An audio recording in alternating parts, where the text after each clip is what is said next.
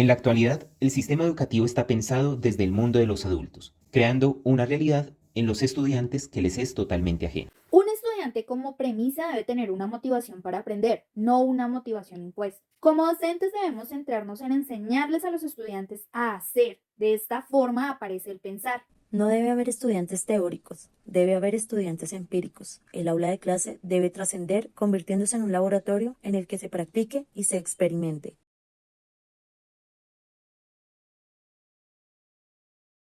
Lamentablemente, con el paso del tiempo, la participación de los padres en el proceso educativo ha ido en declive. Reportes educativos indican que muchos padres creen que la comunicación entre ellos y los docentes es inefectiva, cuando en realidad dicha participación crea una base más sólida para el éxito de los estudiantes.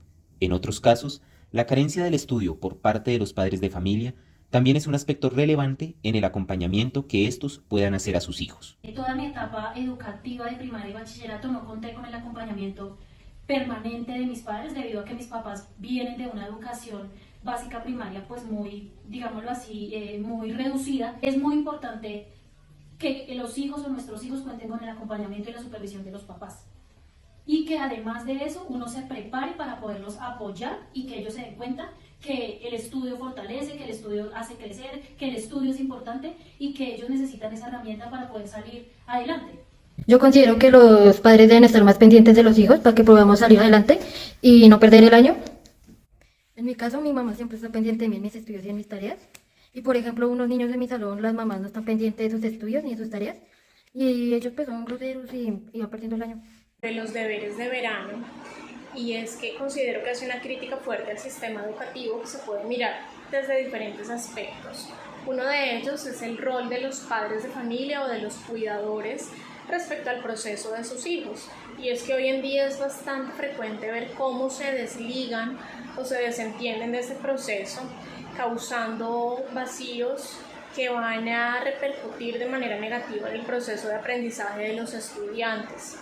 Y es que el sistema educativo no es entendido como un sistema dinámico que requiere de la participación y de la corresponsabilidad de los diferentes agentes de la comunidad educativa, no solamente docentes y estudiantes.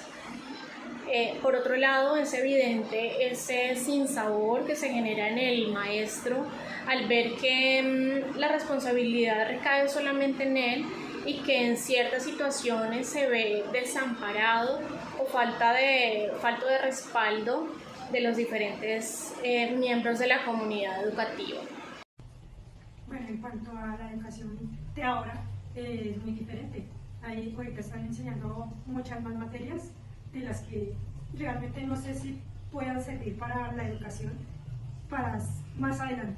En la actualidad, se piensa que las asignaturas que se enseñan en el colegio en realidad no sirven para la vida, ya que no se les ve ninguna utilidad en cuanto el estudiante termina su educación secundaria. Este pensamiento está errado. No es la asignatura en sí la que no tiene una aplicabilidad en la vida, sino la forma en la que ésta se enseña. Es decir, que más allá de la teoría sería ideal que los docentes pudieran generar experiencias. El estudiante no necesita reescribir lo que ya está escrito. El estudiante necesita experimentarlo. Estamos inmersos en diferentes procesos educativos que permiten que los chicos construyan un aprendizaje crítico, que ellos construyan su propio pensamiento, que ellos puedan aportar, puedan refutar, puedan construir a partir de cada una de las problemáticas que los tienen inmersos en cada uno de sus contextos. Como a partir de esa realidad que los chicos observan, ellos pueden empezar a generarse esos cuestionamientos y estos cuestionamientos son los que los llevan a ellos a investigar, a indagar, a ver cómo yo puedo aportarle a esa realidad que me está permeando y cómo yo a partir de ese pensamiento crítico que estoy construyendo desde mi vivencia puedo empezar a formarme y puedo empezar a construir un proceso educativo que para mí sea significativo. Ahora bien, como docentes estamos llamados a propiciar la construcción del conocimiento desde una perspectiva crítica y esto lo podemos cumplir desde diferentes acciones. Una de ellas es haciendo partícipe al estudiante dentro de su propio proceso, haciendo que sea el protagonista, haciendo que sea quien descubra las necesidades de su contexto y propiciando que aporte a la construcción y la transformación de su sociedad desde las acciones sencillas que se puedan generar en el aula. De igual manera, potenciando en ellos un espíritu crítico y reflexivo que les permita entender que la educación no solamente se genera al interior de un aula, sino que tiene trascendencia y que todos estamos en capacidad de aportar y de transformar una sociedad para poder mejorar la calidad de vida de todos. Muchas veces los estudiantes lo que hacen es que investigan por internet, pero no comprenden realmente lo que dice el texto como tal, sino lo que les interesa es simplemente indagar y copiar tal cual dice el internet. El mal uso que se le da a internet hace que los estudiantes ya no se preocupen por adquirir nuevos conocimientos o por entender un nuevo tema. Para ellos se ha hecho muy común el copy-pegue, sin mencionar que en las aulas de clase el uso indiscriminado de celulares deriva en distracciones y dispersión del estudiantado, que a veces se dedica a jugar en vez de realizar las actividades académicas. Siempre viene siendo la complicación porque no tienen todavía la capacidad de tener sus computadores y su forma de aprender por las necesidades de cada hogar, porque no es tan fácil. Aquí en la ciudad es muy fácil decir sí, estudian y tienen mucha tecnología y muchas cosas aquí, pero en los campos es muy diferente, porque si tienen un computador es para varios niños. Si no lo tienen, si lo tienen de pronto no hay luz, no tienen los recursos suficientes para que todos los niños fueran a su mismo nivel, para tener una educación pues más completa. En ese sentido de que sean en los campos, me refiero más que todo a eso. Mientras el país siga teniendo problemas económicos, sociales, la educación jamás tendrá la posibilidad de ser igualitaria para todos. La pobreza sigue siendo un factor que influye en las vidas de nuestros estudiantes con escasos recursos. La educación de hoy en día es muy flexible porque los niños no quieren estudiar, los profesores los tienen que pasar sin saber nada. No era como en el tiempo de antes que a nosotros nos tocaba llevar las tareas aprendidas de memoria, respetar a los profesores, si no lo castigaban a uno. Y si uno decía algo en la casa, pues también los papás lo castigaban a uno. Hoy en día los padres antes van y hacen el reclamo, tratan mal a los profesores y los niños también tratan mal a los docentes. El ideal de una mejor educación es que el docente pueda pasar más tiempo con sus estudiantes, generando espacios didácticos y prácticos diferentes. Este ideal se ve opacado por la cantidad de formatos y documentos que el docente debe diligenciar en su ocupación, lo cual hace que no haya tiempo para la innovación y se limite solo a impartir un conocimiento tradicionalista. A esto se le suma que el docente no está en capacidad de exigir rendimiento, cuando debe pasar un porcentaje de estudiantes como mínimo.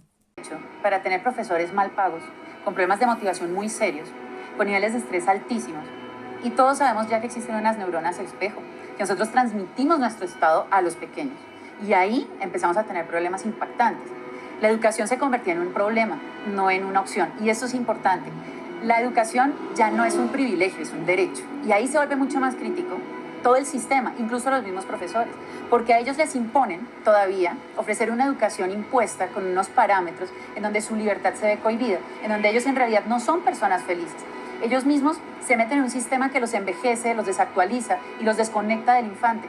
Y pues, como todos lo sabemos, cualquier tarea se vuelve difícil si nosotros no tenemos una conexión emocional con lo que hacemos. Una sociedad no podrá ser crítica o autocrítica mientras no se aleje de los extremos, pues en los extremos predominan las ideologías y los prejuicios, no las razones o los argumentos. En una sociedad de caudillos extremistas y dogmáticos se necesitan espectadores, borregos y seguidores, no personas independientes de criterio y capacidad de análisis. Esto significa que el principal proyecto político de quienes defienden ciertas ideologías es mantener el sistema educativo como está, o simular que promueven cambios, pero haciendo que las cosas sigan igual. Los resultados de las pruebas nacionales e internacionales como Saber o PISA sustentan esta afirmación. Hoy voy a hablar sobre el sistema educativo en la actualidad y voy a dar mi punto de vista alrededor del tema. El sistema educativo no ha avanzado conforme al tiempo ni conforme a las necesidades de los estudiantes. Como la brecha social y tecnológica limita la adquisición del conocimiento para los estudiantes, pero también se muestra cómo la educación se ha basado en extremos. Anteriormente los profesores eran autoritarios, pero ahora los niños no tienen ningún tipo de control. El plan de estudios muchas veces para nosotros los estudiantes puede ser muy poco flexible y asfixiante, lo que hace que no tengamos ningún tipo de conexión con el conocimiento que se nos está brindando, lo que hace que muchas veces lleguemos a preguntarnos si esto nos va a servir en algún momento de nuestra vida, lo que nos puede llevar al siguiente punto, que es que los estudiantes muchas veces nos vemos sumergidos en las tareas y actividades que se nos dejan, aún en nuestros tiempos libres, lo que no nos permite hacer actividades que nos den gratificación. Por eso muchas veces los estudiantes prefieren aislarse de los estudios. Desde mi punto de vista me parece que la educación crítica es muy importante, ya que esta permite el desarrollo de habilidades como el pensamiento crítico y la responsabilidad individual. Me parece que la mejor forma en la que se podría llevar es unificando materias que estén relacionadas entre sí, como español y ciencias sociales, ya que en estas se pueden fomentar la lectura crítica, desarrollando habilidades necesarias para la convivencia sana. Por último, me gustaría dar mi punto de vista, en el cual exploro constantemente la posibilidad de adaptar un sistema similar al de Finlandia, en el cual se fomentan las habilidades de la educación crítica junto con habilidades para la vida, fomentando en los estudiantes verdaderas prácticas que les puedan servir en su diario vivir. Muchas gracias a todos.